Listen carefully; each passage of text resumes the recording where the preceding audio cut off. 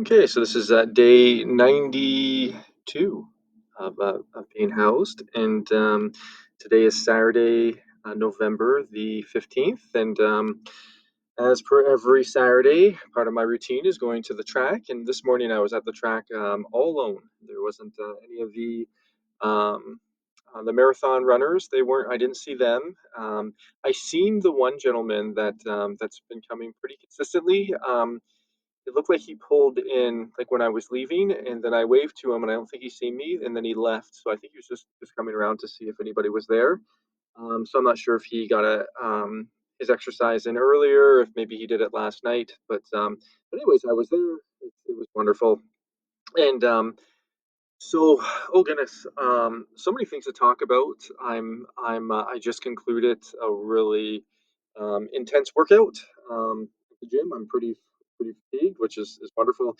Um, I I left it all at the gym, and I'm just very happy to. I say that with a hint of appreciation, because I find this has been years upon years of consistency. And I used to really struggle with my diet. I used to really struggle with finding the right food combinations to increase my energy, and then also finding the time to work out. I didn't make the workouts a priority, and I didn't make optimize focus and continually expanding upon my former sets or my prior sets or abilities, like the main focus. So I'm really happy to see the progress. And anyway, so this morning was a very productive morning, and I had something on my mind. I was thinking, oh, today when I'm at the library, if I'm able to reserve the Quiet Pod, so this wonderful resource, then I'll talk about this. I think this is wonderful to share and wonderful to get to have recorded. And then what I'll do is I'll make sure that I get it in the proper file format, and then load it to YouTube and publish it, and then make sure it's done. So it's not just something I started and then it's left incomplete. Anyway, so I did that recording on my phone, and then so what I'd have to do is transfer it over to the computer, and then change the file format and do these other steps. I was thinking, well, I'll just I'll invite you into this is my creative process. So I did this at the table when I was after I was done having my lunch, and I'll just share it. This is like a voice note that I make for myself. I'm just going to share it in its entirety to you, and we'll see if you're able to hear it. And I think this is, oh goodness, this is the proper room to do it, in a noise cancellation, or a room that has the noise cancellation technology in this quiet pod. Without further ado, I'm just going to press play. Okay. Some raw garlic, and eating some beets, and boiled some beets, and then I have extra beets, which is wonderful. I got them on sale, so I get to share them with others, which is a major delight. And but I mix thyme, a little bit of cloves, and some lemon juice and some lemon brine, so like the skin of the lemon, and mix it with it. And I boiled an egg in there as well. Anyways, then I'm going to take the transfer the juice and quickly transfer it into a cooling area, to a fridge, so to have plastic in the fridge, and then let it cool off. And then I'm going to pour it into well, I'll just drink it from the cups. And so we'll be drinking beet juice. Well, there's a little honey in there too. And and then I ate two hard-boiled eggs that are just raw, and I had some celery that's been blended, and it's been blended, and I mixed some blackberries with it as well. And I drank that, and I can honestly say, like, my energy level just feels consistent. I feel like I have clean energy. My mind is very settled.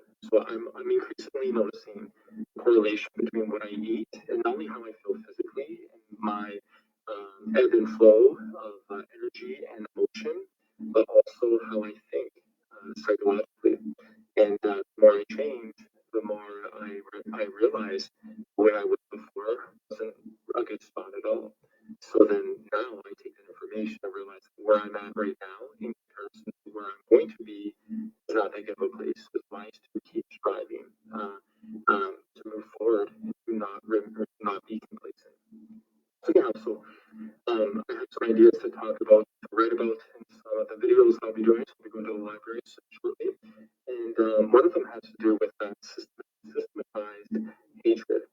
And and I was just thinking about the circumstances that have occurred here in terms of abuse. Um, it's really easy to see when you look at the pattern of behavior that somebody's trying to put you into the box that they have prescribed for you, or that we're saying that's a specific word, stigma that they have asserted or allowed to be framed and established in their mind. So now they look at reality through that lens. And so they're trying to put you into that. So you're not battling against a person, you're battling against an ideology. You're battling against an opinion that is rooted in lies or has the fabric of lies that are going through it. But not everybody's going to see this, and even those that can't see it, not everybody's going to want to change, because in order to change, you have to humble yourself and admit that you were wrong and accept accountability. It means you have to start at the bottom and build up. You always have to start at the foundation. Anyone that's trying to build from partly crooked, from a crooked foundation or a partly crooked and misaligned wall is always going to build and build. And then when the trials come in life, when the emotions arise within them, they're going to be flushed with emotion and they're going to spoil everything. Everything's going to collapse within because they didn't build on the solid foundation. They didn't have the wisdom to build on the solid foundation. So it's futile. And then from that comes a sense of despair and a sense of hopelessness.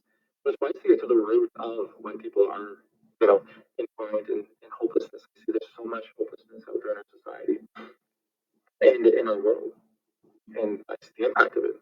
Anyways, I had a really candid and wonderful and quite revealing conversation with a young man with which I'm working. And he was talking about addictions and this and that, and he said he was the most racist guy growing up. So we actually grew up in the same, a little bit younger than I am, but the same community. We kind of have similar friends because we played ball hockey together. And anyways, so he was very he said we had the skinhead and the dockers, anyways, he said we wanted everybody to know we're racist, we're skinheads. He's like I guess this really said I hated black people. It's like you would not have wanted to be around me when I was younger. It's like that hate was always inside of me. It's just a matter of when it was acceptable for me to release it. A lot of information from what he's saying here, speaking candidly, and he's speaking from the actuality of the way his heart was, not from the way he wants to be appeared. And so, anyways, so a lot of the information from that. He said that he's like, I went to jail, and he's like, that's when I learned that I was wrong. He's like, the guy that was the most kind to me and the most outgoing and helped me the most was a black man. And he's like, and I struggled because I can't like you, you're the enemy. And he's like, then I realized all the people I thought were friends, they just turned their back on me. As soon as I had nothing to offer them, they turned their back on me. And then I realized what I thought was friendship wasn't even true. Even my friendship was founded in lies. And he said that this black man actually revealed true friendship. And he's like, and now he's like, I realized I was wrong. I was raised to be racist. I accepted it, and I got power from it, and it became a part of my identity. Now I see it as evil. And he's like, so I'm a completely different person because I think differently. And I was thinking, that's so good because that reveals that these things are systematized. You were taught it, but it wasn't correct, and you didn't challenge it, and you just accepted it and received it readily. And then it had such a very strong impact on you as a person, your character, your moral compass, and also your decisions. It's systematized and it targeted a group of people. And then if you think about it, like I think about the woman at work, and she just went through a divorce, and she was talking about how all men are terrible because she made a choice. She made a covenant before God that she didn't keep. So instead of realizing that her thought pattern is incorrect, the things that she believes are incorrect, she's full of hate and full of anger, and now she's lashing out, she's generalizing to everyone. It's systematized. It brings people to hate the very thing that they say they desire, and to reject the purity of the very thing they say they desire. So in this man, friendship, him and his friends didn't have friendship. They had a replica of friendship, a form of friendship, but it was inclusive, only a group that they deemed were worthy of it, which means they were elevated as gods, making the decision of who should be included and who shouldn't be included. And then now he's realizing that the true friendship he had was actually one of purity, and it came from somebody who was part of them in his former versus them paradigm. Same thing with this woman. She's saying she hates men, but what she really needs to say, or really is speaking, is I hate the fact that I made poor choices. And when I'm in a state of desperation, I'll just cling to whatever's right before me. So that state of desperation still exists. The state of desperation still has control over her thoughts. And she's just not accountable to it yet because she doesn't see it and she won't admit it. But it's not just enough to see it and admit it. You then have the responsibility to serve it or to release the old to receive the new. So anyways, I'll talk about this and I'll talk about it for a minute my views paradigm and I'll do this kind of later. Okay, so that's something that I reminded myself. I find so if anybody's questioning why I would why I'm sharing this and sharing like my process, I find like understanding the process and altering the process and always looking for more efficient ways. So the way I'm doing something right now, it might be more efficient than the way an improvement upon the way I did it before, which is wonderful. But I don't want to stop at that rung on the ladder. I always have to understand that much like I didn't see this rung on the ladder, there could be another rung on the ladder. So I have to keep looking for ways to improve and ways to grow. And the only way, or as it's commonly expressed, just because you do something different does not mean it's an improvement. But in order to improve, you have to do something different. And I like to share candidly, to reveal.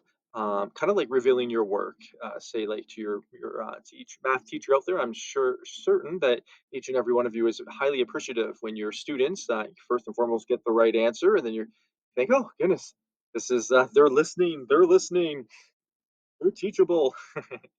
And but also too when they show you their work, it's good for you. I find that everybody's mind thinks a little differently, and sometimes like the way we've been prescribed or the way we've been taught to work through different equations, that's just a way that like a path that somebody found, and there's everything right with it, everything wonderful with it, but that doesn't mean that's the only path to get to that equation. So to show your work is wonderful, especially if you think a little different than the status quo or than what is currently the norm in our society. And so that's what I like to do, and I love to constantly grow and learn, as I mentioned, and I love to hopefully inspire others to challenge everything that they've received, everything that they think they believe. Like, so I talk a lot about the reality versus the actuality. So anyhow, this is just part of it. This is something I just enjoy doing, and I really hope others can benefit from it, and also I will certainly benefit from it. And as I reveal these things, I learn things. And one of the main things I just learned here is when I'm walking around and I do these when I talk about different ideas and I record different ideas, I realize that later on, if I sit down to talk about the same ideas, I'm kind of bored, if that makes sense. That might sound terrible, but it's true. I don't like talking about the same things over and over again. So I find it's wise for me to learn more from this. And so if I'm going to take time to record something, and then to put it out there for others to learn from, it'd be wise for me to understand, okay, if I talk about it, say if I oftentimes go to a bench by the water and I sit and I kind of do like an electronic journal. But then if I want to talk about it, say here I'm here in the quiet pod, or say if I have like a quiet moment away from a bunch of folks and I got the computer out and I have the time to add one of these videos or create one of these videos. There's like there's a part of me that in my mind I just intrinsically think, oh well, I've already talked about this. Although I know in my mind that you know the listening audience is not privy to the reality that I've already talked about this, but because I'm privy to the reality that I've already talked about this, I kind of just I want to venture out into new ground. I find one of the more exciting things is when I talk about things from a novel perspective, and when things currently happen and I'm processing them, I'm receiving. I use the word novel, and I'll reuse it again or recycle it again. I'm receiving like a novel take on how I am processing that information, and I understand fully that the way I'm processing that information has much more to do with my ability to process the information. My ability to process the information has everything to do with the things that I've been exposed to and the way that I have learned how to face and to handle and to chew and to understand, those things is virtually to process them, and then I can build upon, what has already been built upon. So it's a constant evolution, it's constant growth, it's constant purification, it's constant realignment, it's constant um, revelation. You know, there's all these wonderful things. So there's a lot of excitement that comes with venturing into new territory. So anyhow, I think I'm going to conclude this one here. There's a few other things that I really want to talk about. One of them being, maybe taking some time to think about things from the perspective of the owner and the perspective of the things that I've been subject to. In terms of the most recent one was the verbal attack that was recorded. Team with the two threats, the verbal attack team with the two threats or multiple threats. It might be more than two, um, that was recorded earlier this week, and to talk about like the actuality of, or one of the actualities or perspective of the actuality of what these things actually do to hinder and or hamper the person who is subject to these things. So perhaps I'll do that in a moment. We're going to see, but I am going to land the proverbial plane and conclude this video in particular. Thank you and have a wonderful, wonderful day, and God bless you.